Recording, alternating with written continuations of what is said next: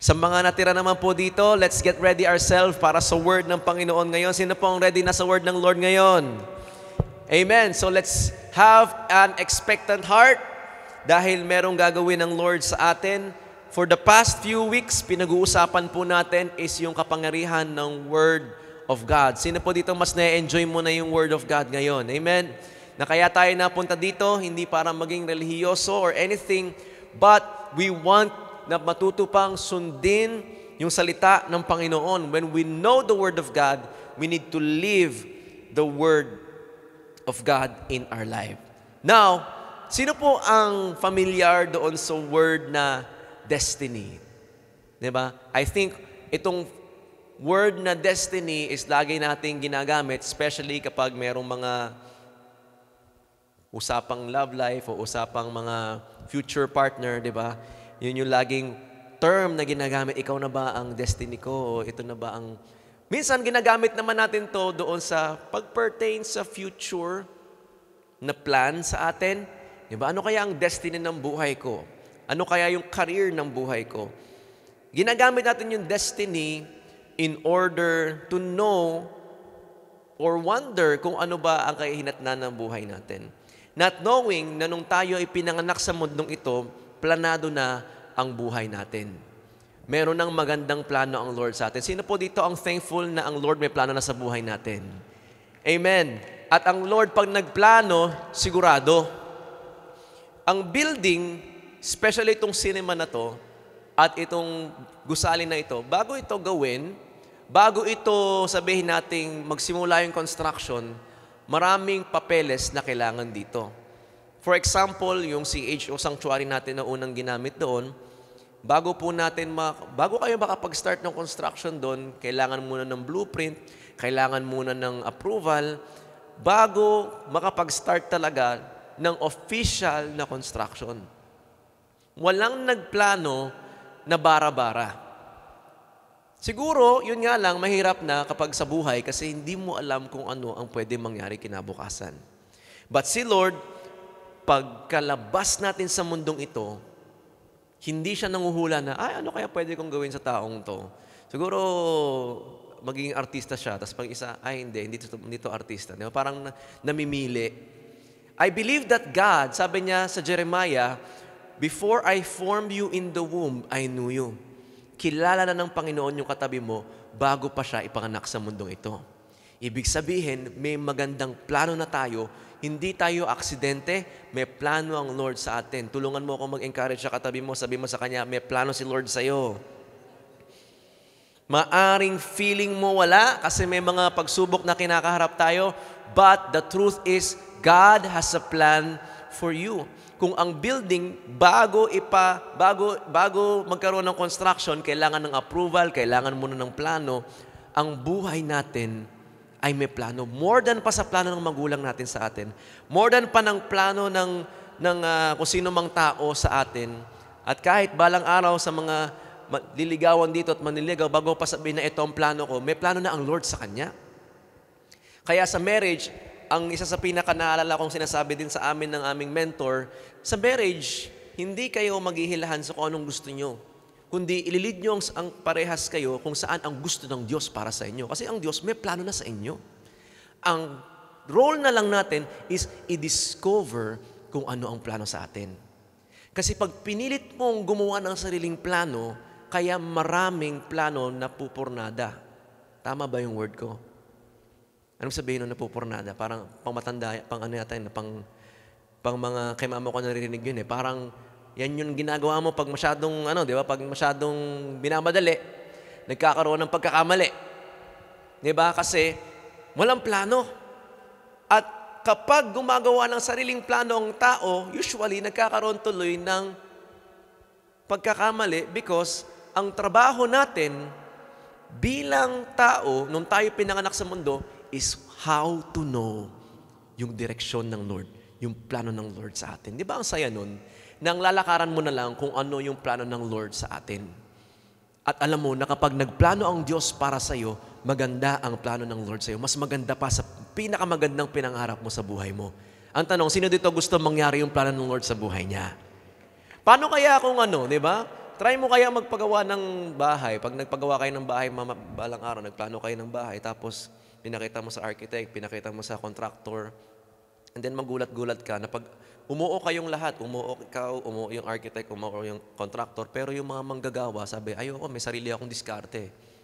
Kung ano-ano nilagay, yung bowl, tinabi doon sa kusina, yung shower, nilagay doon sa may lababo, tapos yung flash, nilagay doon sa ano, magulat ka, ano nangyari? Nagsarili po yung mga manggagawa namin. So lalong sumasakit yung ulo nung gagamit. Bakit? Kasi may plano na, ang kailangan nilang gawin ay din. Tulungan mo akong mag-encourage sa katabi mo, sabi mo sa kanya ulit, may plano na si Lord sa'yo. So ang trabaho na lang natin is alamin kung ano ang plano. Ang tanong sa katabi natin, tanongin mo katabi mo, alam mo ba plano ni Lord? O gumagawa tayo ng sarili. Yun ang problema. Yun ang challenge. So may mga panahon sa buhay ko din na may sarili akong plano. Hindi ko plano magpastor. Hindi ko plano na ganito ang mangyari sa aking buhay. Ang plano ko noon, pagka-graduate ko ng college, magtatrabaho ako, tutulong ako sa church ni Papa na pinagkatiwala sa kanya, hindi bilang pastor, siguro bilang creative, siguro kasi nag-multimedia arts ako. Meron na akong job interview sa Marks and Spencer nung time na yon, last final interview na. At may plano ako nung time na yon, pero si Lord gumagawa ng paraan para ibalik ako sa plano ko. Kasi may plano ang tao, sabi sa Proverbs, merong plano na akala ng tao maganda pero papuntang kamatayan. Sino po ang may experience dito na nagplano ka, akala mo maganda pero maling akala pala? Kaya sa pera, sa negosyo, and even sa love life, maraming nabibiktima sa tinatawag na maling akala. Maraming nabubudol dyan. So, kaya natin sinumulan yung pagpapahalaga sa salita ng Lord kasi doon mo malaman kung paano mo malaman yung plano ng Lord sa'yo. Kapag na-excite ka sa word ng Lord, doon mo madidiscover ano yung plano ng Diyos sa buhay ko. Ang tanong, yung katabi mo ba excited yan sa plano ng Lord? Sino ito excited sa plano ng Lord ng Lord sa buhay natin? Amen? So, ang pag-uusapan natin ngayon, destiny setters. Kailangan dumikit ka sa mga destiny setter. Pwede bang bigkasin natin? 1, 2, 3, go! Destiny! Kailangan meron kang destiny setters. Sino, ano, ang mga maglalagay, magsaset ng destiny sa buhay mo? Eh minsan, ang nakadepende tayo sa destiny natin, saan natin dinepende? Sa between. Diba? Sa kung anong month ka pinanganak. Kasi ako, Virgo. Sagittarius ako, kaya ganito. Hindi. Ang tunay, yan ay man-made forecasts. Diba? Sino nung bata, sabihin nila, akin na yung kamay mo, akin na yung kamay mo. Pag didikitin, tapos pag gumanon, pag magkadikit yung natin, best friends forever tayo, di ba? Tapos nung bata pa kami, pinipisil-pisil. Sino nakaranas yung pinisil yung dito nyo? Para malaman kung ilan ang magiging anak mo. Tapos, pag dalawa yung lumabas, dalawa yung magiging anak mo. Ang problema sa akin, pinipindot yung akin, walang lumalabas. Kung magpapadala ako doon, sabi ko, wala akong hadasa. And sometimes, minsan yung di ba, sa dyaryo, may kita mo, ngayon, kapag pinanganak ka ng ganitong buwan, maghanap ka ng babaeng merong kulay pula. Baka siya na ang para sa'yo. Naghanap ka ng yung pala, hindi naman pala. Diba? Kasi nga, ang tao naghahanap, nakita nyo bakit maraming mga ganyan, lahat na ng scope, gyroscope, telescope, lahat na ng scope. Kasi naghahanap ang tao ng paraan para malaman kung ano ang plano talaga sa buhay natin. Ito ang patunay na tayo, kahit yung iba hindi naniniwala sa Diyos, pero willing maniwala sa Virgo, sa supernatural, pero hindi i-admit na mayroong isang Diyos na ang layunin sa buhay natin ay the best. Mahal na mahal tayo, kaya namatay sa krus para sa atin nung tayo yung makasalanan pa, at kahit wala pa tayong pakialam sa Kanya, may pakialam na siya sa atin, at ngayon nagasabi sa ating mahal kita at willing akong samahan ka sa buhay mo. All you have to do is to say yes to God and then magkaroon ng relationship sa Kanya para makita mo ang magandang plano ng Lord sa Kanya. Sa atin pala. Again, sino po dito ang gusto mo malaman ang napakagandang plano ng Lord sa buhay natin? If you're that person, kailangan before matapos ang November, ang habol mo dapat hindi ampaw. Ang habol mo dapat, hindi lang, okay lang magdivisorya o bumili ng mga para makamura. Pero ang habol dapat natin, hindi lamang si Ninong. Si Ninong ay ampaw setter yun. Yung mga magulang natin, yung mga sinesendan nyo na ng links ng Shopee, na kaibigan nyo, para, nasend, yung pala, gusto mo lang yun yung iregalo sa'yo para may idea siya. Di ba? May mga paganong pakulo ka. Pero, yun ay regalo lang. Pero hindi destiny. Pwede tayong manood ng YouTube, paano malaman yan? Pwede tayong manood ng Between. Pero kung titignan mo, lahat ng meron yan, nanggaling din lahat sa Panginoon. Ang dapat hinahabol ng isang Kristiyano, bukod sa presensya ng Diyos at relasyon sa Panginoon, is sino yung mga makakatulong sa atin upang malaman mo yung plano ng Lord sa buhay natin. Nakita niyo yung testimony natin, Chini, kanina, nagsimula sa, NPA pala siya, no permanent address. Di ba? Yun ang hindi mo alam kung anong destiny. Di ba? Lahat na ng room for rent na puntahan. Pero, uuwi lang pala sa Manyalak residence. Di ba? Na nakalimutan niya pang kinarasas para siya. Ang destiny is only known by God. So let's start with this. Psalms 1 verse 1 to 6. Medyo meron tayong madaming verses na pupuntahan, but I really want to drive this down sa buhay natin kasi alam mo, ganito na lang yung buhay ng Pinoy. Parang, sige, ang inaasahan ko ngayong December, 13-month pay, Christmas bonus, para sumasaya naman kami. Pagdating ng January, ulit, parang, sige na, kung anong dali ng mundo sa akin, kung anong maging Sino dito ang gusto mong free ka, magkaroon ng freedom ka na hindi ka lagi nakadepende sa bahala na, kundi alam mong may direksyon ang lahat ng hakbang mo. Masarap gumalaw kahit may pagsubok, pero alam mo may pinupuntahan ka. Naunawaan niyo po ba? Yung pag nagpapagawa ka ng bahay, kahit medyo abang pa yung iba, pero alam mo, may tamang direksyon. Guided to. Mas okay yun sa akin kaysa bara-bara, na kahit may mga pagsubok, tas bara-bara pa, lalo nang mas mahirap tumakbo sa buhay nung ganon. Psalms 1 verse 1 to 6. Basahin po natin sabay-sabay. 1, 2, 3, go. Blessed is the one who does not walk in the step with the wicked. Mapalad ang taong naglalakad, hindi sa nilalakaran nung wicked o ng masama, or stand in the way that sinners take, or sit in the company of mockers. So, pantanin mabuti. Mapalad daw ang taong hindi naglalakad kasama ng mga makasalanan o wicked, hindi umuupo kasama ng mga nangungutya, di ba? Kundi, verse 2. Sabay-sabay natin basahin. 1, 2, 3, go. But whose delight is in the law of the Lord, and who meditates His law day and night.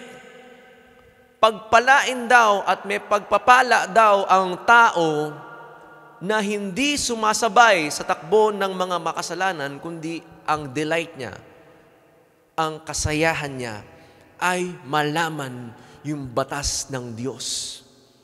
Sino ang proud sa katabi mo kasi siya na yung tinutukoy doon sa verse 2, na mas nag-e-enjoy na siya ngayon sa Word of God. Amen? Kasi, pwede naman tayo pumunta sa entertainment ngayon. Pwede ka naman masyal ngayon, pero bara-bara pa rin yung buhay natin. Pwedeng tumambay na lang tayo ngayon at huwag ka na pumunta ng church o kaya hindi ka na makinig ng Word of God. Pero, salamat sa Lord sa buhay mo, nag-decide ka ngayon because may care ka sa buhay mo. May care ka sa family mo. Meron tayong gustong lakaran na maging blessing at maging blessed tayo. Paano daw mangyayari doon sa mga taong nag-e-enjoy sa Word of God? Verse 3, sabi dito, sabay-sabay natin basahin, 1, 2, 3, go. That person is like a tree planted by the streams of water, which yields its fruit in season, and leaf does not wither. Whatever they do, yun daw ang taong nag-e-enjoy at sumusunod sa Word of God. Para siyang, ano yung tawag dyan? Puno na tinanim by the streams of water. Marami naman kasing puno, pero may puno na tinanim ka malayo sa tubigan. So kahit magandang puno ka, mauubusan ka din. O pwede kang mag-igib ng tubig, pero pagod ka. Pero ito, ang ganda nung picture na nilagay dito ng psalmist, ang taong laging nakababad sa salita ng Diyos, laging full of life. Kamustahin mo yung katabi mo ngayon? Tinan mo yung katabi mo ngayon.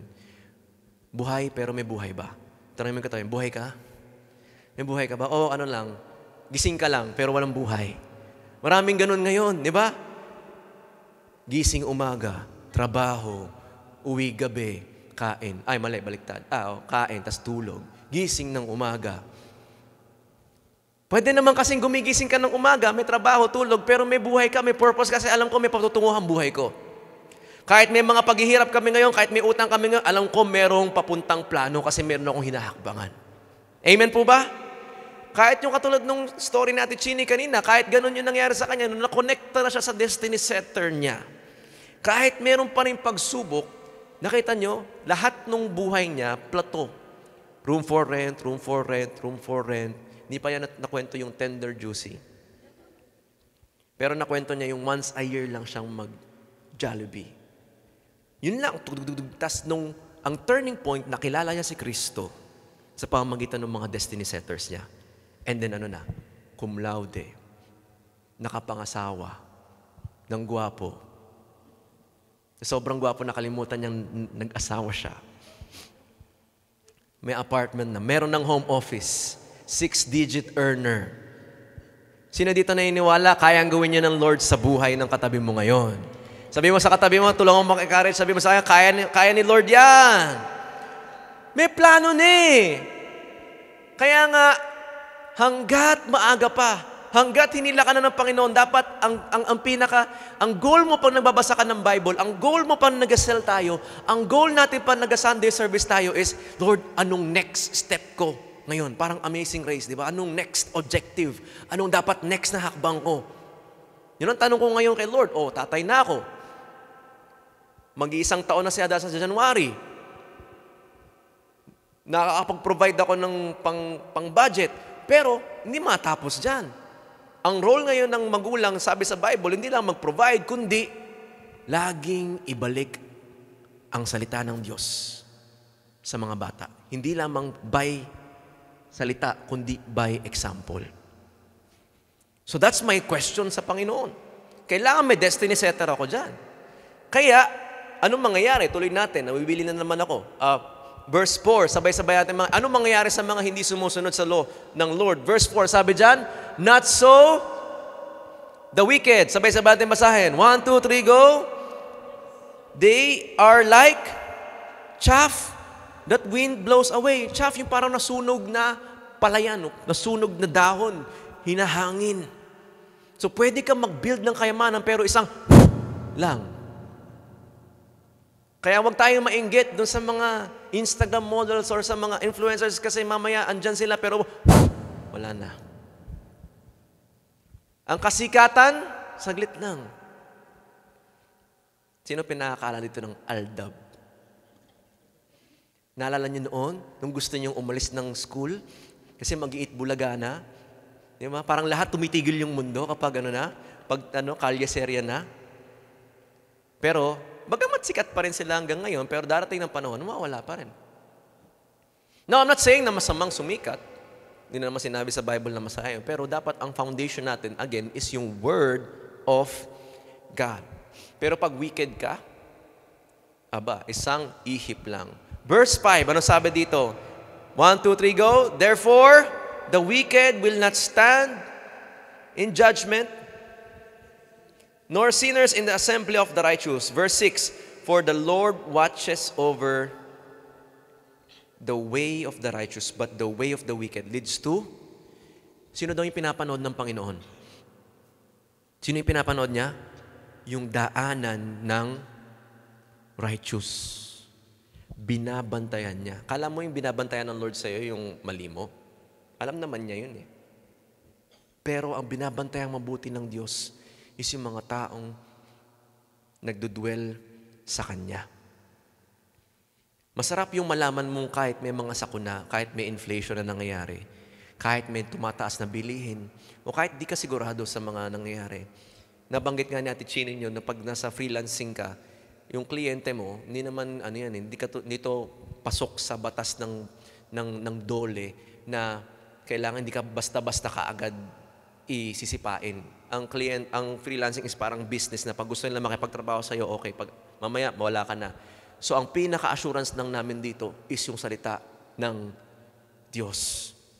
At yung motibo kung bakit namin ginagawa ang mga bagay na ito. But sa aking buhay at kahit sa buhay ni Hadassah, ang aking kasiguraduhan is that ang Diyos ang siyang tumitingin sa bawat hakbang namin. Walang CCTV pwedeng pumantay sa ganda at tibay ng pagbabantay ng Lord sa atin. Ngayon, sino dito gusto mong ang Diyos ang magbantay sa buhay natin? O gusto mo ikaw? Nakakapagod yun. Pag ikaw ang magbabantay sa buhay, hindi ko naman sinasabi na huwag mong bantayan ng buhay mo. Pero mapaparanoid ka, mapapagod ka, mapaprostrate ka. Pag ikaw ang nagbantay ng sarili mong buhay, magugulat ka. Laging makakumpara mo yung sarili mo, may kita mo yung nangyayari sa iba. Pero pag ang Diyos ang nag-watch ng way mo, then you know that you are on the right track. Kaya, ang pinakadapat nating hahanapin sa buhay natin ay yung ating destiny setters. Sino itong mga destiny setters sa atin? Sa Bible, let's look at an example ng destiny setters natin. Kasi sa church, sa mundong ito, hindi madali. I'm not saying na magiging madali ang buhay natin kapag tayo nagpatuloy sa Panginoon, pero ang promise ng Lord is hindi niya tayo iiwan, hindi niya tayo papabayaan. So, 1 Samuel 16 verse 13, let's look at a story ng isang example ng merong destiny setter sa buhay niya. That man is David. Sino nakakilala kay Kuya David nyo? Hindi siya David, merong David Armamento dito. But ito yung David na iba. David na the one who is after God's own heart. 1 Samuel 16 verse 13, sabay-sabay natin basahin. 1, 2, 3, and go. Then Samuel took the horn of oil and anointed him in the midst of his brothers, and the Spirit of the Lord rushed upon David from that day forward, and Samuel rose up and went to Ramah. Anong nangyari dito? Hindi ko na babasahin yung buong verse kasi mahaba, pero ang nangyari dito is, si King Saul, siya yung unang hari ng Israel. Kaso lang hindi siya marunong sumunod sa Panginoon. Kaya para maligtas yung Israel sa pagkakasira na bilang bansa, sabi ng Panginoon, pipilin na ako ng isa pang hari na papalit sa kanya. Hari na merong pagsunod sa akin. Kasi pag itong si Saul, ang nagpatuloy na maghari sa bansang Israel, naku po, magkakapalya-palya yung bansang Israel.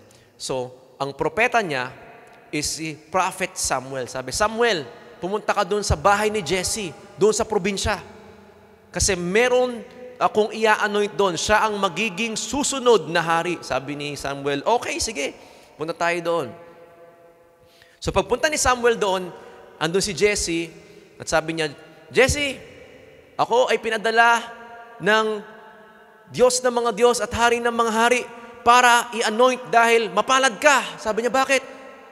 Yung anak mo, isa sa anak mo, magiging hari ng bansang Israel. Ba? Grabe kung tatay ka, no? Sabi niya, isa sa anak mo magiging hari ng bansang Israel. Grabe yun. Wala nang pinaka-proud doon, panigurado na tatay, kundi si Jesse. At ang sabi ni Samuel, sige, patawag mo lahat ng mga magkakapatid para malaman natin kung sino ang anoint. Kasi pinadala niya. Ang daming pumila ng mga magkakapatid. Lahat matitipuno, may mga pogi, mayroong macho, mayroong magaling sa pagluluto. Ang dami na. Pero alam mo, lahat doon, walang napili ang Panginoon.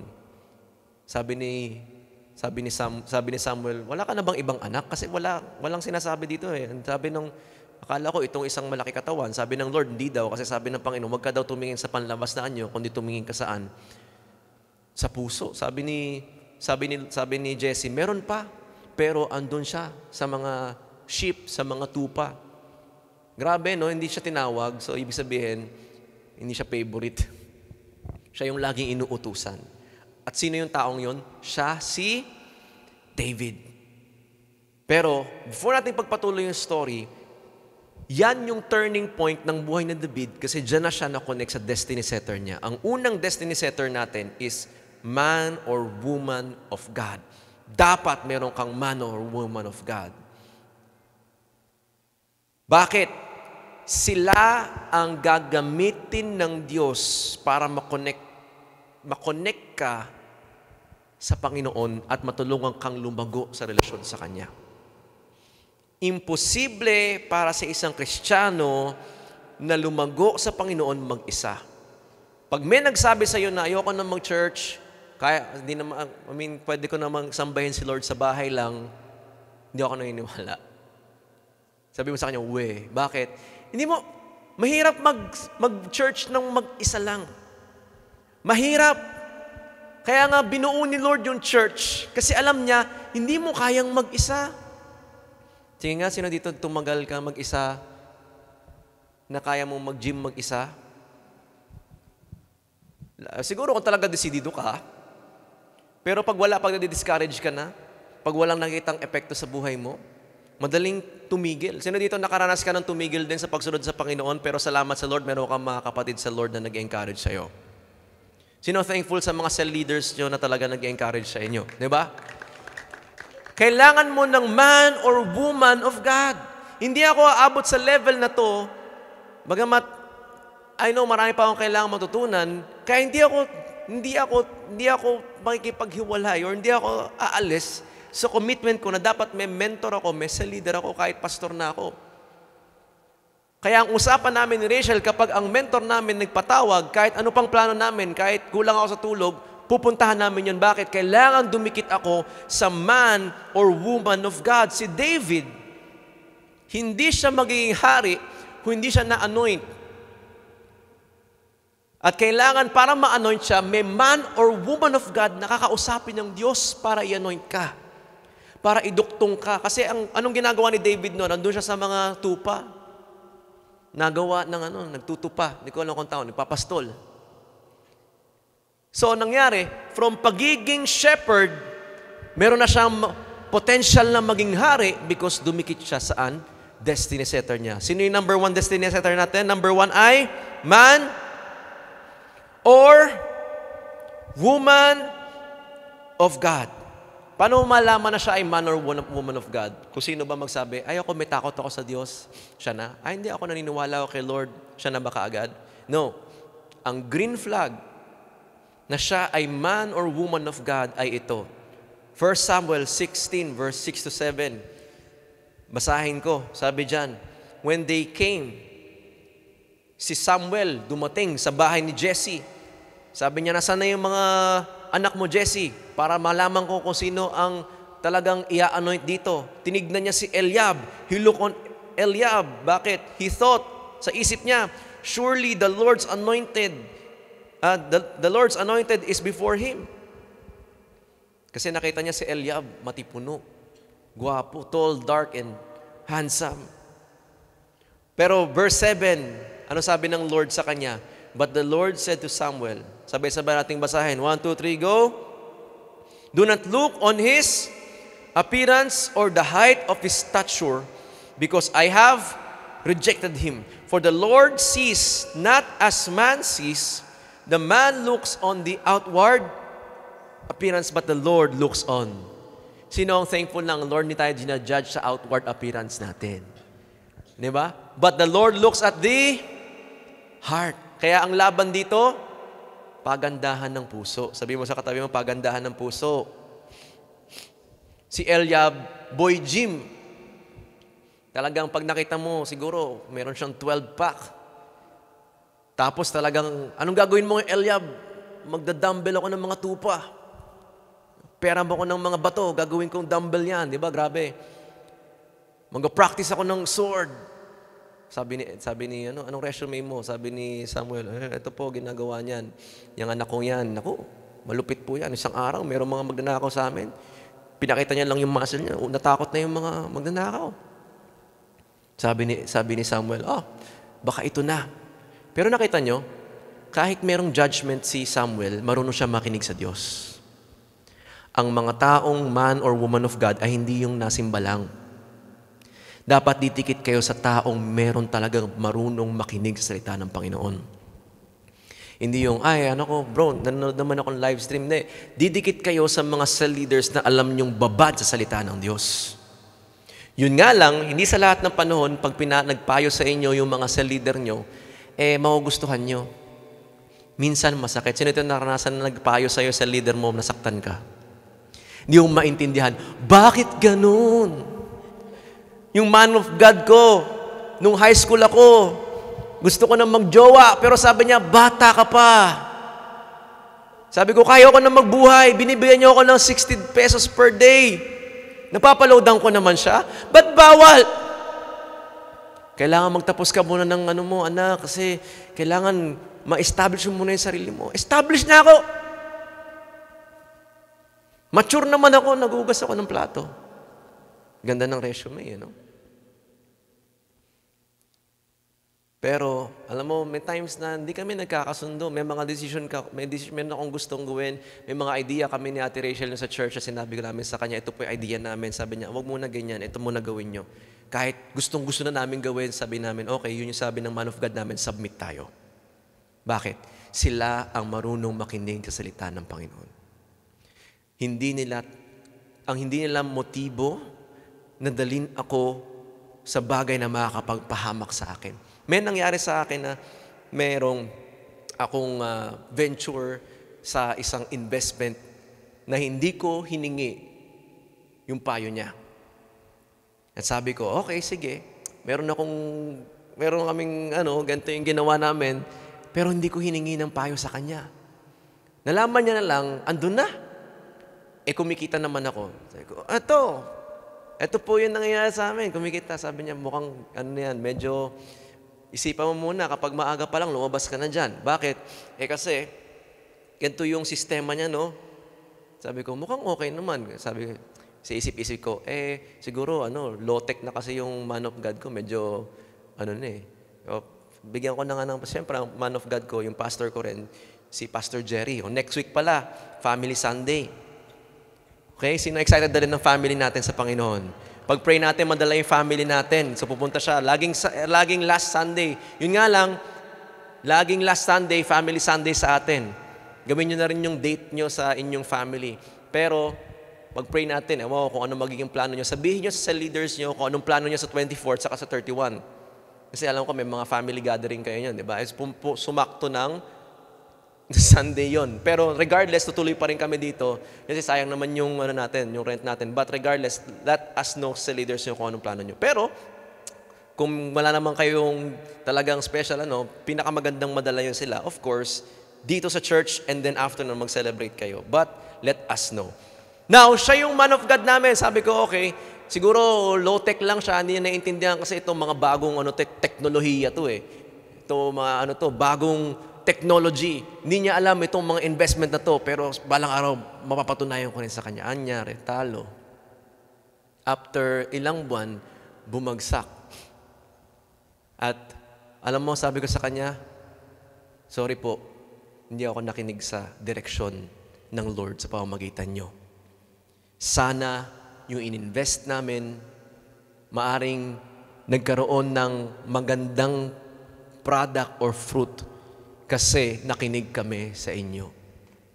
Simula noon, naging decision ko na kung anuman ang sabihin ng cell leader ko, ng pastor namin, lahat ng plano namin, pati itong cinema, hindi namin ito i-go kung hindi sinabi ng cell leader namin, ng pastor namin, si Pastor Jerry, na i-go niyo yan. Kaya may lakas kami ng loob kasi alam namin yung vision na binigay ng Lord sa buhay namin, kinonfirm ng man of woman of God namin.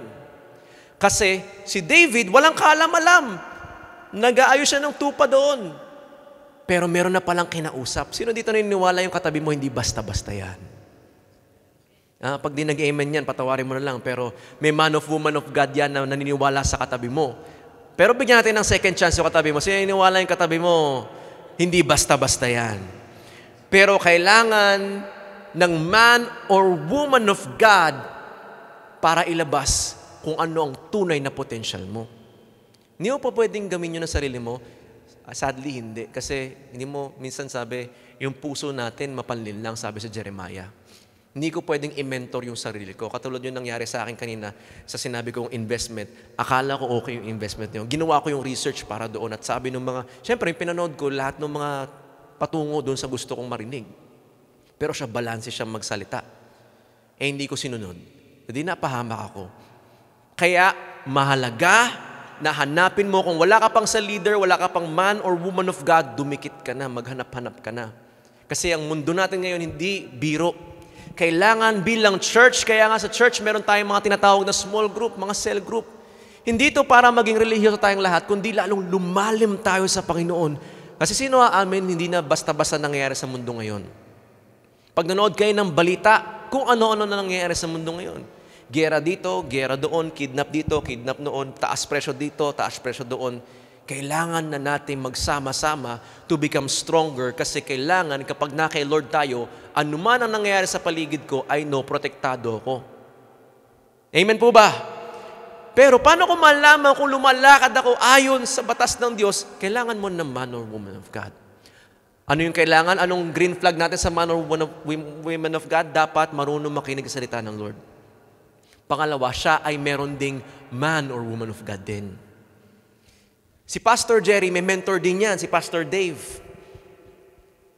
Hopefully, kapag anniversary siguro natin at nag-goal natin mapuno ito, invite natin si Pastor Dave dito. And hopefully, darating tayo sa level na kaya nating invite si Bishop Oriel dito. Sino dito excited balang araw invite at si Bishop Oriel, 'di ba? Kasi yun eh, ang mentor natin si Pastor Jerry, ang mentor ni Pastor Jerry si Pastor Dave, and then ang mentor ni Pastor Dave si Bishop Oriel, and then si Pastor Cesar. Na nakikita natin sa mga video. Kaya ako panatag sa kanila na hindi sila nag-iimbento lang kasi sila ay under authority as well. At ang ang man of God ni Pastor Cesar is si Pastor Paul Yonggi-cho. Yung pinaka-largest church sa buong mundo ay nasa Korea. Si Pastor Paul Yonggi-cho.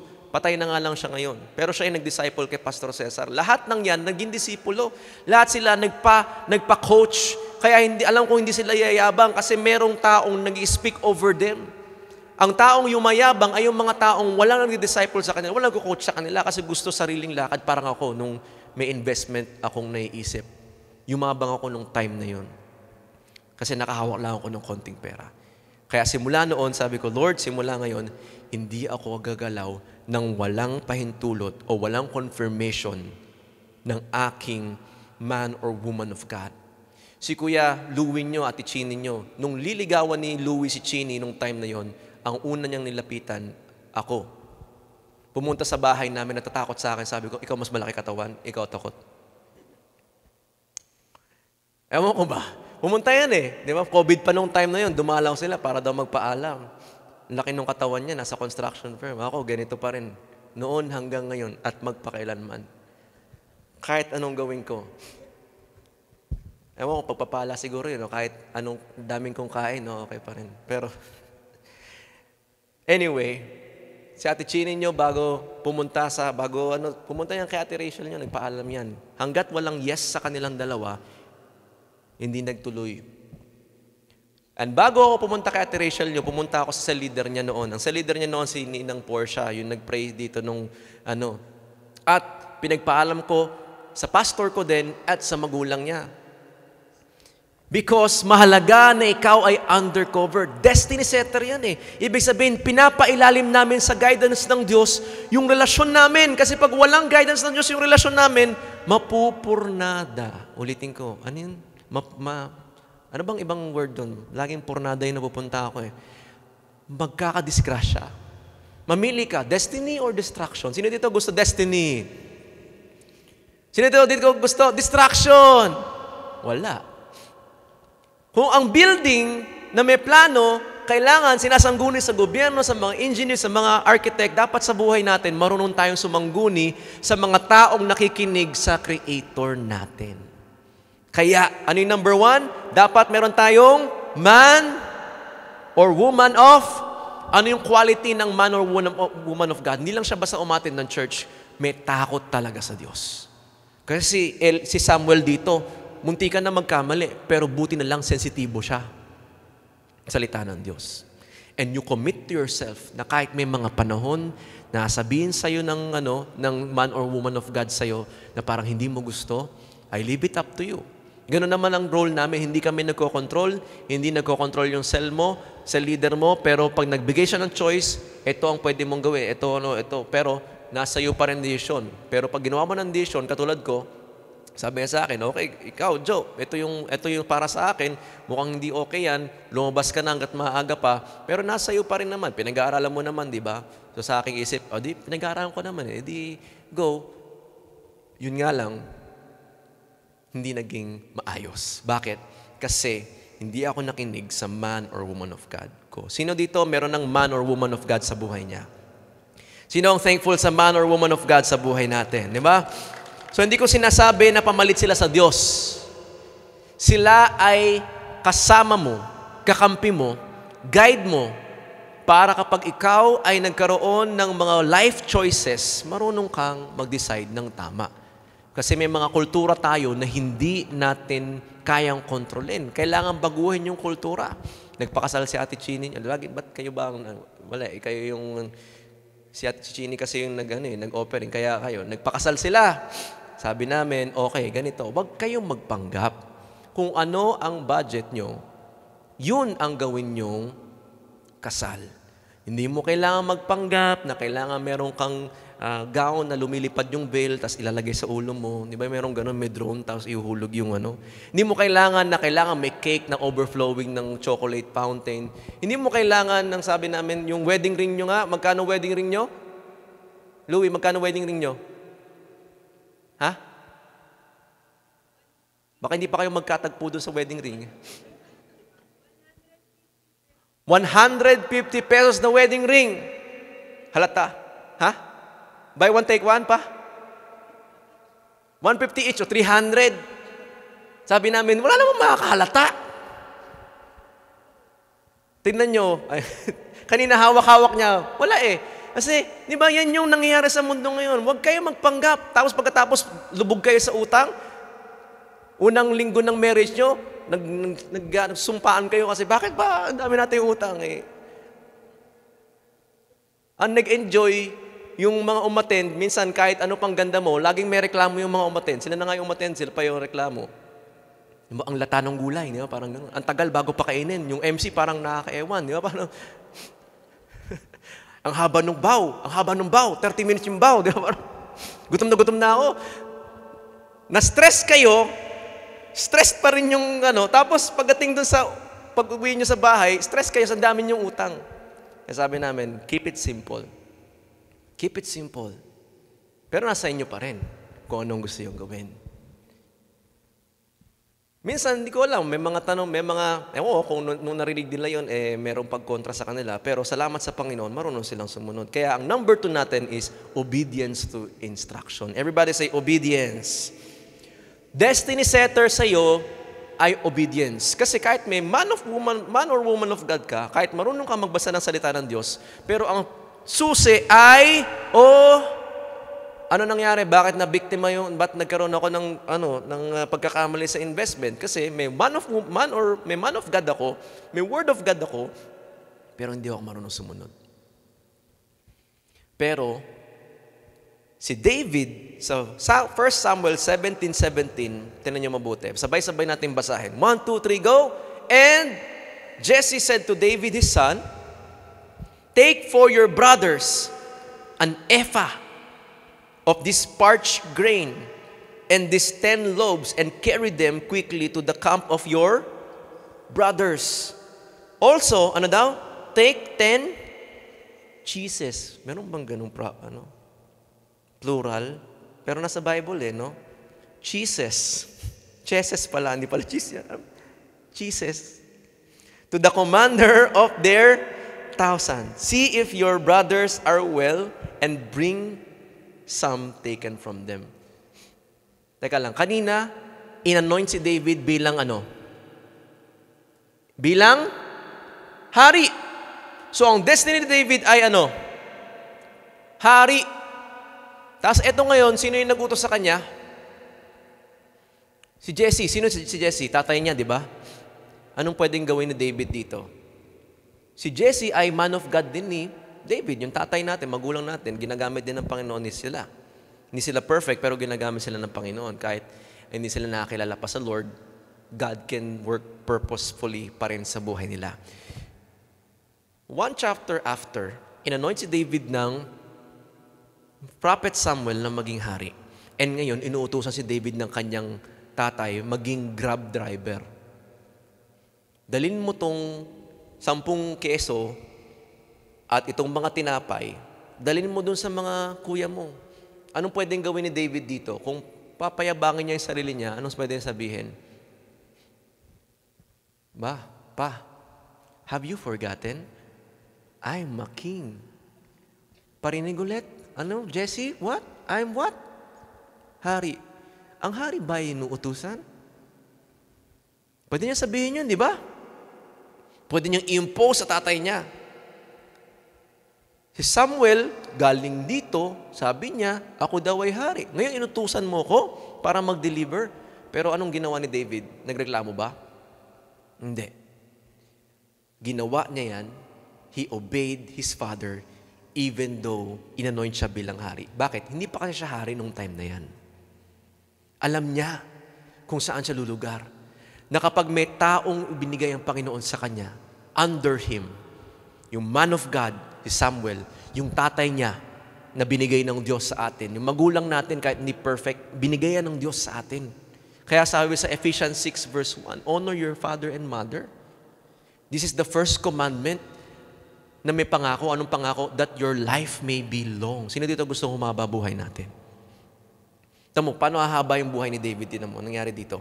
Paano nagbago yung destiny ni David? So, inanoint siya bilang hari. Inutusan siya. Sino nagutos sa kanya?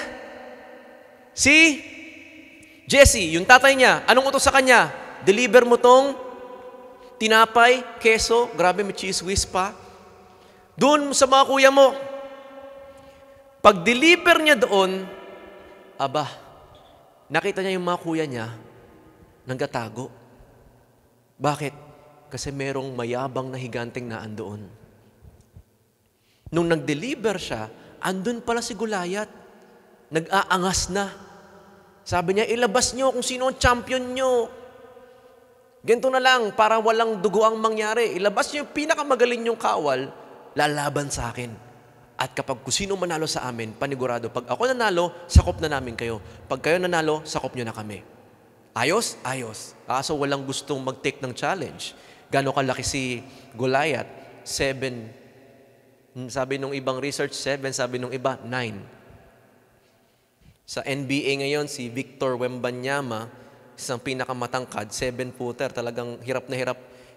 Kahit si Curry, hirap makascore sa kanya kasi kahit mag-step back, pag gano'ng haba nung abot pa din. Pag nagdadunk, gano'n lang Wala nang kailangan si Goliath, 9 feet, siguro mas matangkad pa siya doon sa rim o doon sa pinaka-court nung basketball. Ang mga tao dati, hindi naman katulad natin ngayon na nakaupo palagi. Ang buhay ng tao dati, mga banat.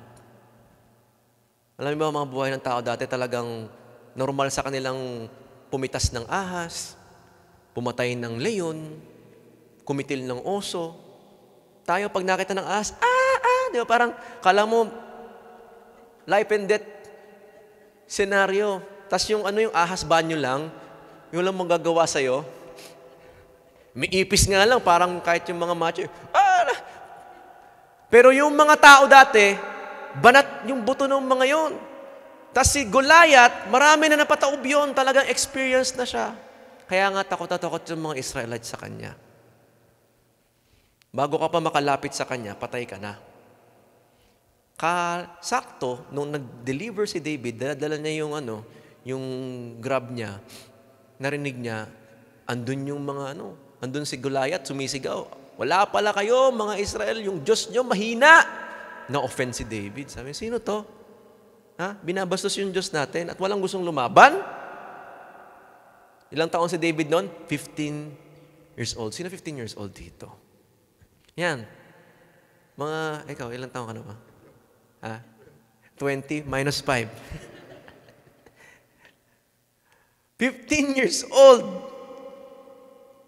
Alam niyo na yung sunod na mangyayari. Sino nakakalam ng ending? Sino mananalo? Pero kung hindi yan sunod yung tatay niya, hindi sila makikita ni Goliath. At pag di sila nakita ni Goliath, di siya magiging hari. Kasi doon na magisimula na makita ng tao, ito yung sunod na hari. Nakukuha nyo? Yung destiny ni David, dahil may nag-anoint sa kanyang Samuel at sumunod siya doon sa tatay niyang Jesse, kahit yung inutos sa kanya, simpleng-simple lang, yung pala, destiny na. Sabi mo sa katayo mo, destiny. Parang nung 2017, nagka-campus ministry ako. At sabi ni Ninang Portia sa amin, merong church po doon sa Bicol. Sharean po natin nung G12 system. Ini-invite po tayo ni Ate Tala pumunta doon. Sabi niya, sama po kayo buong pamilya. Sabi ko, nung iniisip ko yung Bicol, sabi ko, ano yun? Parang Mayong Volcano. Sabi ko, parang tinatamad akong sumama. Kasi parang ang huli kong punta ng probinsya, bata pa. Sabi ko, I'm a city boy. Sabi ko, tagal na akong walang experience sa province. Sabi ko, mag-stay na ako. Pero sabi ng papa ko, sama ka sa akin. Sama kayo sa akin. Mag-share tayong lahat. Sumama ako. Hindi ko alam. Doon ko pala may meet si Ate Rachel nyo. Anong tawag doon? Destiny. Ewan mo kung anong story ng katabi mo ngayon. Kung bakit nakaupo yan dyan sa upuan niya. Maaring gusto niya nang sumuko sa buhay, pero nakita siya ng isang tao sa di ba? Si Marlouie, naglalakad lamang galing Maynilad, isang mahabang araw, punong-puno ng pawis at luha. Lalakad siya, black and white pa yung kulay ng mata niya nung time na yun kasi wala pang kulay yung mata niya. At nung pauwi siya ng isang apartment, nakita niya may isang maputing babae. White lady pala. Tama ba, Marlouie? O mali yung si Chini ba yun? Si Chini, nakita niya si Marlouie, naawa siya kasi laging talo sa ML. Nilapitan niya tuloy para kampihan. Ang tawag doon?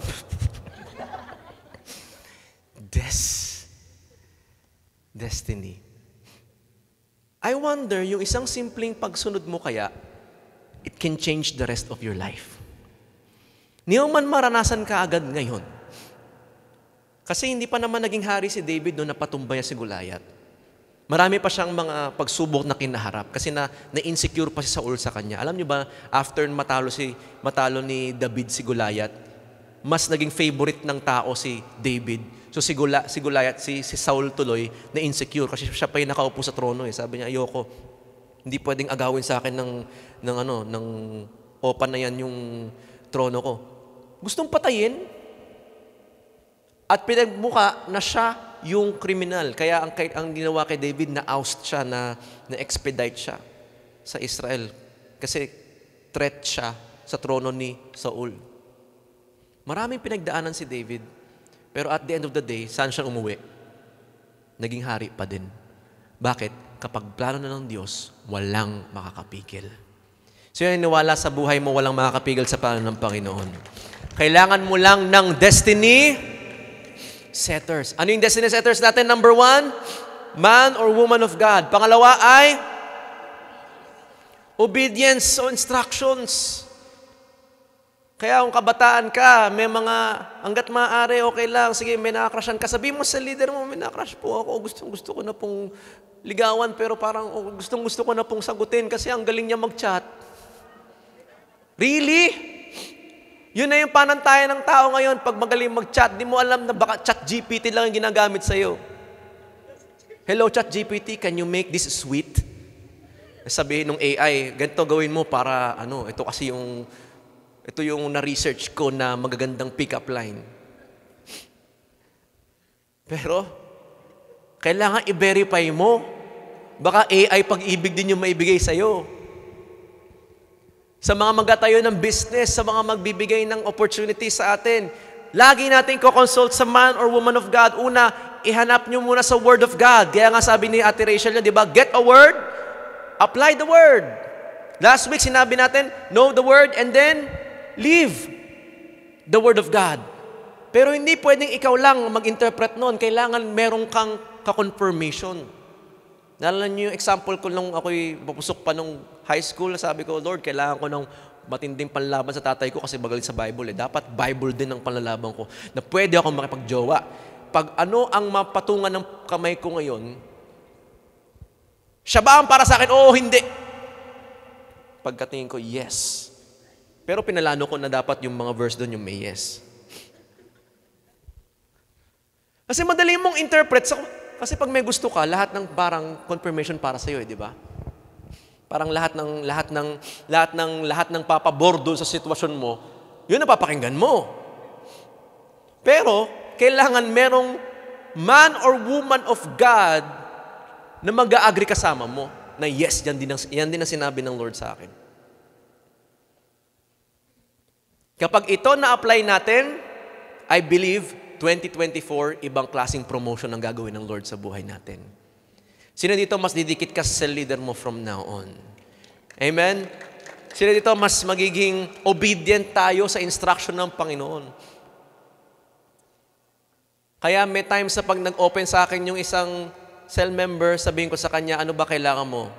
Makikinig ka lang o makikinig ako o talagang gusto mong sumunod sa kung anong sabihin ko? Kasi, mahirap pag yung gusto lang mag-unload pero hindi naman gusto sumunod. Ang mahalaga dapat, for me, tulungan ako ng Panginoon na everything na ibabang instruction sa amin. Kahit may plano kami, kahit meron na kaming mga may times na may plano na kami ni Rachel, nakalatag na sabihin ng pastor na, hindi, ito ang direksyon natin. Kahit, nakaayos na kami. Pero hindi, man of God to. Man of God to. Pag sumuway ako sa man of God, parang sumusuway na rin ako sa Diyos. Kasi saan galing yung direksyon niya? Pag sumuway si David kay Samuel, kanino siya sumusuway? Sino ba nagpadala doon? Di ba ang Diyos? Now, hindi ko naman sinasabi na perfect yung mga sa leaders natin. And please, hindi ko naman sinasabong yung isipin na perfect din ako. Marami din po akong dinedevelop pa. Kaya nga, lalo ko nakikita ang importance ng destiny setter. Kasi alam ko sa sarili ko, na may mga desisyon ako na hindi alam kung baka hindi tama. Kaya lagi kong sinasangguni sa Diyos at sa mga taong ibinigay niya sa akin. So ano yung number 1 po natin? Man or woman of God. Pangalawa ay obedience to instruction. Kung hindi si David inanoint ni Samuel, hindi siya magiging hari. Kung hindi sumunod si David kay Jesse at pinairal niya yung pride niya, hindi niya makikita sa Goliath na doon magkakaroon ng switch sa destiny niya. At panghuli is, kailangan mo ng man of God or woman of God, kailangan mo mag-obey, kailangan mo din ng panghuli. Ito yung pinakamalupit, presence of God. Everybody say, presence of God. Abay, syempre, anumang ginawa ng tao ng sariling lakas niya, pag tao ang gumawa, mayroong hangganan. Kaya ang hinihingi natin dito, Lord, nung binigay sa amin yung cinema, malaking challenge to, malaking fit to, at hindi ko pa sure kung mapupuno namin. Pero sabi ng Panginoon, huwag kang matakot sa empty seats. Kasi, kung titignan mo yung dami natin ngayon, pag binalik natin doon sa dati, wala na. Apaw-apaw na. Parang nakakaya naman sa katabi mo pag laging siksikan tayo doon. Na nakikinig kayo sa hindi makapag-copy yung katabi mo kasi siksikan na, minsan ang init pa. So dito ang thankful, we are never going back sa next step, sa previous level natin. Di ba? So nung nakita ko to, sabi ko, Lord, ang laki nito. Iilan pa lang kami. Pero sabi mo, hindi mo isipin yun. Ako na bahala. Hindi mo trabaho yun. Ang trabaho mo, laging dumikit sa man of God, laging mag-obey, at pangatlo, laging mong hanapin yung presensya ko. Paano nanalo si David? Alam natin yung storya. Kumuha siya ng limang tinapay, limang bato, Pero ilan lang nagamit niya? Isa lang. Pero bakit nanalo si David? Balikan muna natin. 1 Samuel 17 verse 43 to 45. Sabay-sabay natin basahin. 1, 2, 3, go. And the Philistines said to David, ano daw? Am I a dog that you come to me with sticks? Kasi dumating na si David eh. Dala niya pinasuot ni Saul yung armor niya. Hindi kasto kay David. 15 years old pa lang si David. Sabi niya, hindi bagay sa akin. Ginawa niya, pumunta siya sa batis, kumuha ng 5 makikinis na bato. And then lumapit siya kay Goliath. Si Goliath naman, syempre, naapektuhan yung ego niya. Ba naman ang pinantapat sa kanya, 9-footer, 7 to 9-footer. And then bata ilalaban mo, parang nakaka-degrade naman. Diba? Sabi niya, ano ba to? Aso ba ako? Nang ipanglalaban niyo sa akin, stick? Tapos minura siya. And the Philistine cursed David by his gods. Diba? Sa ngalan ng Diyos ng Pilisteo, nagmura na. Verse 44. Ito ang reply ni David. The Philistines said to David, sabay-sabay natin basahin. 1, 2, 3, go. Come to me, and I will give your flesh to the birds of the air and the beasts of the field. Then David said to the Philistine, you come to me with sword and spear and with a javelin, but I come to you, saan daw? In the name of the Lord of hosts, the God of armies of Israel, whom you defiled. Hindi lalaban si David kung hindi na-defile ang Panginoon. Kaya siya lumaban kasi alam niyang nabastos ang armies of Israel and alam niyang kasamaan siya ng Diyos. Alam niyo bakit may mga laban na natatalo tayo? Lumalaban tayo sa mga laban na hindi tayo sinasamahan ng Diyos. Saan tayo hindi nasamahan ng Diyos na laban? Sa mga laban na sayang. Pag nagkaroon kami ng misunderstanding ni Rachel at mataas ang emotion namin parehas, may mga instances na ako, sabi ko sa sarili ko, sarap pumatol. Pero alam ko, pag ginawa ko yun, ito yung laban na hindi ako samahan ng Diyos. And any na laban na hindi ka samahan ng Diyos, ang patungo dyan, pagkatalo. Pwedeng manalo ako sa harapan ko, pwede kong mailabas yung galit ko sa harapan niya, pero ang sira, relasyon namin. Matindi nito, baka makita pa ni Hadasa.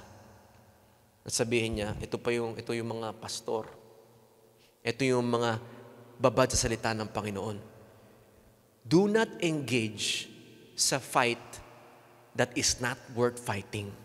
Dahil alam mong di ka samahan ng Panginoon. Kasalanan. Naalala ko yung kwento ni Pastor Jerry noon. Nung medyo addicted pa siya sa chemicals. Pupunta siya daw ng church. Kasama yung mga tropa niyang durugista din. Yung mga durugista niyang kaibigan, nasa labas ng church, sa gate, hindi makapasok. Siya nakakapasok. Tapos pupunta siya dun sa mananalangin siya. Hindi na daw maalala yung panalangin niya, pero more or less, ang panalangin niya, Lord, sana hindi ako mahuli ng pulis sa pag-drugs ko. At yung ba samahan ka ng Diyos doon? Hindi. Ngayon, natawa na lang siya. Pero ngayon, na-realize namin, na kapag may laban, piliin mo yung laban na kung saan samahan ka ng Diyos. Hindi lumaban si David dahil lamang sa, kailangan ipatunayan ko na ako ay isang hari na. Hindi ego. Hindi ego trip yung ginawa niya doon. Kundi, Lord, yung presence mo ba kasama namin? That's the difference nung nag-invest kami dati doon sa bagay na nalugi ako. And then ngayon, nagbukas yung home office. Sabi ko, Lord, hindi ko gagawin to. Una, kapag walang yes, walang confirmation ng man of God ko. Pangalawa, pag hindi ko kasama ang presensya mo at walang confirmation ng word mo, hindi namin gagawin to. Kasi alam ko, kahit anong galing ko, kahit anong pagpundar ko, may sira to. Sa relationship namin ni Rachel, sabi ko, Lord, ito, prayer namin dalawa, no, hindi pa kami hindi ko ito sagutin, hindi namin tutuloy kung una, walang confirmation ng man of God, woman of God namin, walang word ng Lord, at walang presensya ng Diyos. Kasi kahit anong gawin namin, kahit anong marriage counseling puntahan namin, pag walang go signal ng man of God, pag walang presence of God, at pag wala kaming willingness to obey the instructions, wala. Kaya yung prayer namin dito sa Cinema, si Age of Family, Lord, hindi namin tutuloy ito una kapag walang go signal ng man of God. Pag wala kaming obedience at pag walang presence ng Panginoon. Ang destiny setter ni David, una, Prophet Samuel. Kinausap ng Diyos, in-anoint. Hindi mo pinili yun. Sino ang thankful dito na may nag-invite sa'yo patungo sa Panginoon? Di ba? Hindi mo pinili yun, pero may kinausap ang Lord na Prophet Samuel sa'yo, na nandun ka sa kantin ng school, o naandyan ka, o minsan yung iba dito na South Park na invite, pero may Prophet Samuel na gustong daling ka from just being a shepherd to becoming a king. Sino excited na maganda ang destiny ng katabi mo? Again, sino excited na maganda ang destiny ng katabi natin? Amen? Pero, hindi natatapos doon, di ba? Ano yung number 2 natin? Ang destiny setters natin is man of God. Pangalawa is obedience to. Kung hindi sumunod si David kay Jesse, kahit simpleng pag-uutos ng errands ng pagdadala ng pagkain, hindi niya maimit si Goliath. Sometimes, nakalimutan ko sabihin, yung Goliath sa buhay nyo, akala mo problema, huwag mong takbuhan, harapin mo. But as long as may man of God ka, as long as may presence of God ka, kahit may mga bagyo ka ngayon, di mo alam yung Goliath, yan ang magpupromote sa'yo. Na yung nagpapahirap sa inyo ngayon, papasalamatan nyo balang araw sa Panginoon. Kasi, nung namatay ni David si Goliath, doon na-propel yung promotion niya. Pero may mga other Goliaths pa siyang kinaharap. Pangatlo, presence of God. Kaya nanalo si David, hindi dahil sa magaling siya, kundi dahil sa sinamahan siya ng Panginoon. Choose your battles. Hindi lahat ng away sa tahanan kailangan palakihin. Labanan mo yung laban na samahan ka ng Diyos. Kung alam mong magiging magkaaway lang kayo palalo, o hindi ako samahan ng Panginoon dyan, that's not the right battle. Kung papalakihin ko pa, nangyari na, babalikan ko pa, sasamahan ba ako ng Diyos doon? Hindi, magsisira pa kami. Kung patungo sa pagsisihan, sa tingin mo ba, samahan ako ng Panginoon doon? A-approve ba yung man of God ko doon? A-approve ba yung word of God doon? No. Eh minsan, yan ang nangyayari sa atin. Papasok ka ng relationship, oo, gwapo, oo, maganda, oo, sexy, oo, may ganito, may ganyan. Samahan ba ako ng Panginoon doon? May approval ba ng man of God ko? O woman of God ko? Meron bang obedience akong ready? Pag hindi, why bother? Mag-asayang lang ako ng oras, mag-aaksaya ako ng panahon, mag-aaksaya ako ng emotion. That's why I'm sharing this sa atin ngayon. I know, maaaring hindi ito inspirational or anything, pero alam mo, masarap, mas nakaka-inspire pag nakikita mong one step closer ka sa destiny ng buhay ng Lord sa buhay natin. Amen po ba? Do not engage in a battle na wala yung presence ng Panginoon. Piliin mo yung mga laban na andun yung presence ng Panginoon. Lalabas yung emotion mo. Papasok dyan si offense, si depression, si tampo. Kasama ka ng Diyos dyan? I don't think so. Iba ang kasama mo dyan. Pero hindi ang Diyos. Sabihin niya, good. Tropa na naman tayo ngayon. Gano'ng kalalim ang gusto mong ilubog ngayon, ha? You're welcome. Yun nga lang, pag nakipaglaban tayo ng presensya ng demonyo, yung inaano natin. Kaya in our families, do not engage in battle. Kaya nga, 1 Samuel 16 verse 13, balikan natin. 1 Samuel 16 verse 13, let me end on this. Ano sabi dyan?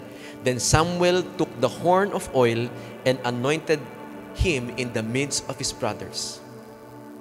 Ano nangyari? Sabay-sabay natin basahin. And the Spirit of the Lord rushed upon David from that day forward, and Samuel rose up and went to Ramah. Nung inanoint si David, ni Prophet Samuel, walang hiwaga doon sa oil. Walang hiwaga doon sa pagiging kingship niya. May umalis na presensya kay Saul na dating sinasamahan siya at lumipat kay David. Presensya ng Diyos. Kahit may mga pagsubok tayo, malaki yung utang o malaki yung mga nilaban, malaking nangyayari sa health natin, hanapin mo lang man and woman of God. Hanapin mo, Lord, ano yung instruction mo na sundin ko? At hanapin mo, presensya ng Diyos. Kahit gaano kadehado yung laban sa buhay mo, kahit parang yung Goliath ang laki sa'yo, sure, merong tagumpay sa mga taong sumusunod sa Panginoon. Sino naniniwala merong mga breakthrough na mangyayari sa buhay natin? Amen. Sino dito naniniwala excited sa destiny ng katabi mo ngayon? Diba? Sabi mo sa katabi mo, destiny yan! Kailangan ng destiny. And I believe God has a destined purpose for your life today. Sino dito gusto malaman yung destiny ng Lord sa buhay mo? Amen? Tumayo po tayong lahat ngayon. Let me pray for you tonight.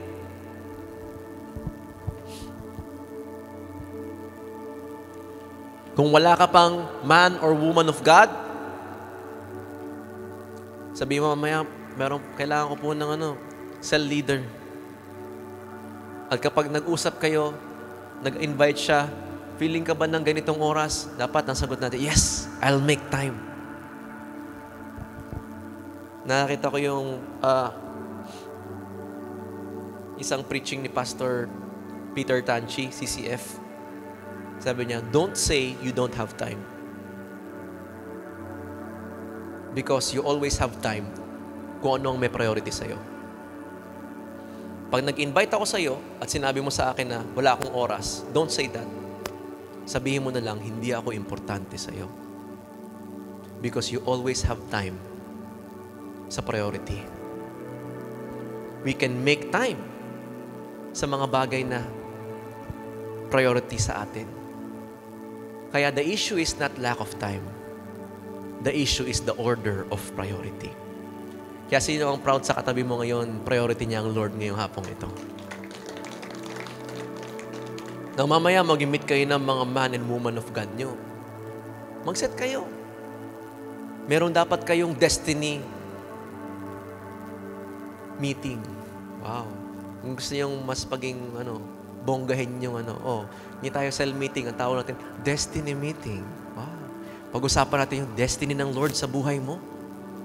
Let's look at the Bible para malaman natin ano yung mga instructions to obey para lalo kang malapit sa destiny mo. The closer you get to your destiny, the better your life will be. Especially kung estudyante ka pa lang, empleyado ka, pa-transition ka na papunta ka na ng married life, o mga married life. Every walk of life, kailangan mo ng destiny meeting. Sa church, meron tayong tinatawag na life class. Next year, may life class tayo. I-announce namin kung kailan. And then, meron tayong destiny, anong tawag doon? Destiny training, school of leaders. Bakit? Ang layunin natin as a church, hindi lamang mag-play ng relihiyon dito na, pa-relihiyoso tayo, padamihan tayo ng langit points dito. No.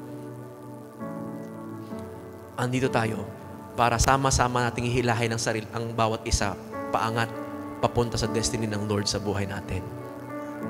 Again, sino excited na mapunta tayo sa destiny ng Panginoon sa buhay natin? Amen? Mag-set kayo mamaya at makipag-covenant kayo sa mga destiny setters nyo. Kuya, ate, hanggat hindi mapatapat sa exam, yung cell namin, hindi ko ipagpapalit sa Meralco, hindi ko ipagpapalit sa K-drama, hindi ko ipagpapalit sa tinamad na lang ako bigla. Ganun talaga, pag destiny ang nilalaban, aatakihin ka ng ganyang mga bagay. Paano kaya kung sinabi ni David, Papa Jesse, katamad ngayon, makulimlim, sarap matulog. Ba't di na lang si Eliab? Siya naman yung favorite mo, di ba? Doon na lang ako sa tupa. O pwede niya sabihin, hari ako, wag mo akong utusan. Pero salamat na lang sa Lord, hindi nagpadala sa emosyon si David. And salamat sa Panginoon, hindi nagpadala sa emosyon ang ating Diyos, si Panginoong Jesus. Sino ang thankful na kahit yung cross na kaabang sa Kanya, alam niyang masakit, pero masaya siyang pumunta doon dahil alam niya, nilalaban niya yung destiny ng bawat isa sa atin. Dahil gusto niya ang buhay natin ganap at kasiyasiya. Maganda ang plano ni Jesus sa bawat isa sa atin, kaya siya pupunta at nag-sacrifice ng buhay niya sa cross. Hindi siya nagpadala sa emotions, pero nakipag-destiny meeting siya. Kanino? Siyempre, God the Father. Sa Garden of Gethsemane. Yung Trinity nag-usap doon. Lord, not my will, but your will be done. And may mga panahon na maaring magkakamali tayo. Si Pedro, yung pinakabibong disciple, sabi niya, hanggang huli, Jesus, kung mamamatay ka, mamamatay din ako. Ano nangyari?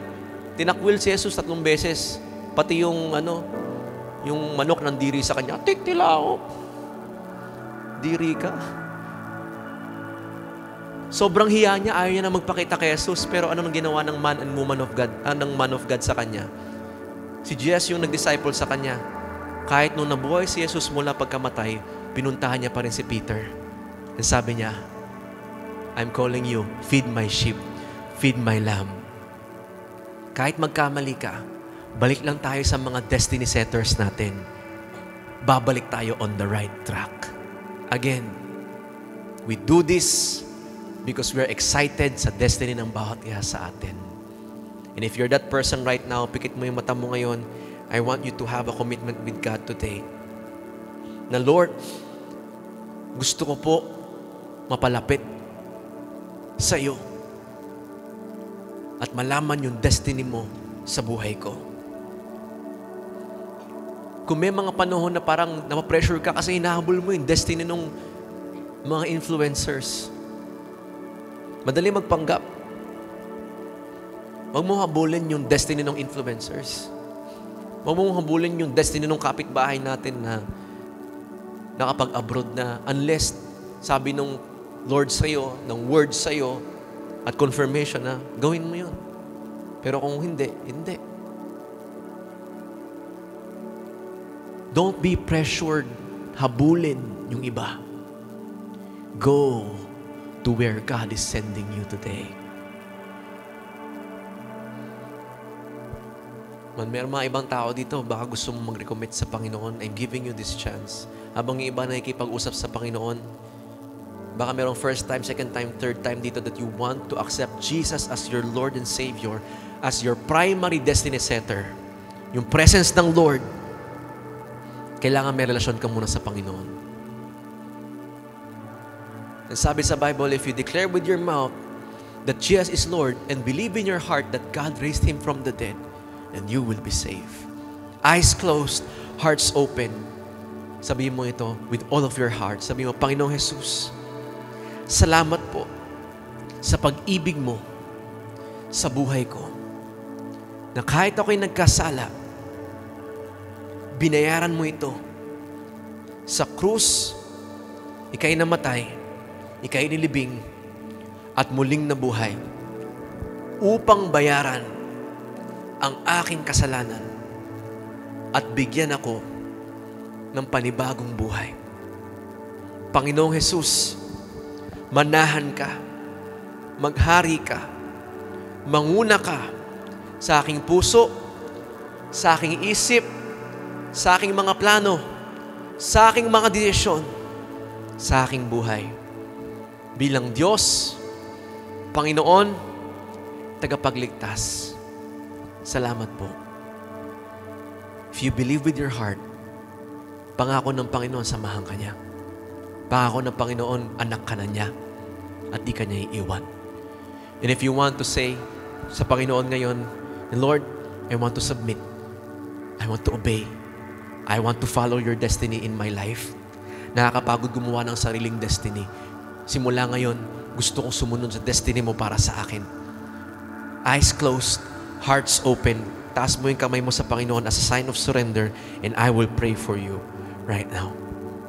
I will pray for you right now. Lord, thank you po.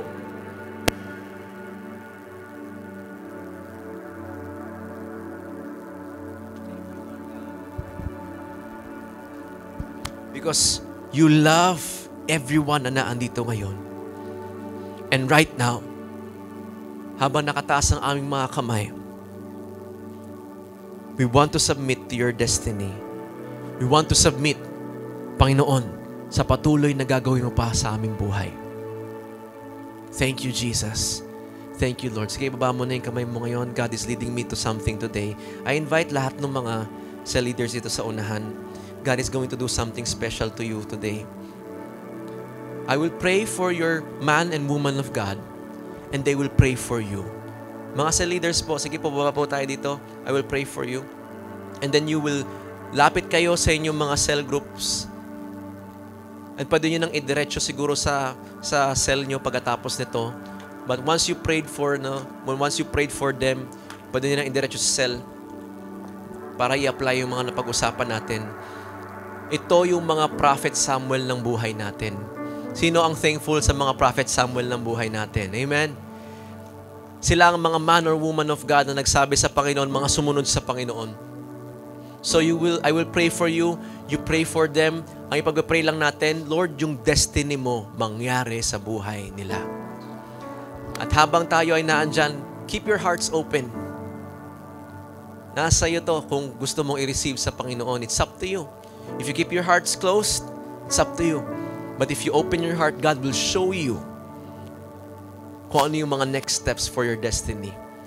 Sige, open natin ating mga kamay ngayon. Let me pray for you. Lord, thank you po sa mga destiny setters, Lord, sa mga Samuels na naandito. Salamat, Panginoon, dahil may gagawin ka po sa buhay nila as they lay their hands sa mga anak mo, Panginoon, as they lay their hands, Lord, to your man and woman of God. Naniniwala kami, Panginoon, that you will anoint them, that you will usher them into their destiny in your life today by faith. In Jesus' name, amen and amen. Sige, lapit kayo ngayon. You pray for them. Pwede nyo na-indilat sa cell nyo ngayon to. Spontaneous tayo ngayon. You can invite na sa cell din yung iba. You can pray for them. Kung kailangan nyo ng space, pwede nyo na dito sa unahan. Pwede nyo na-indilat sa cell.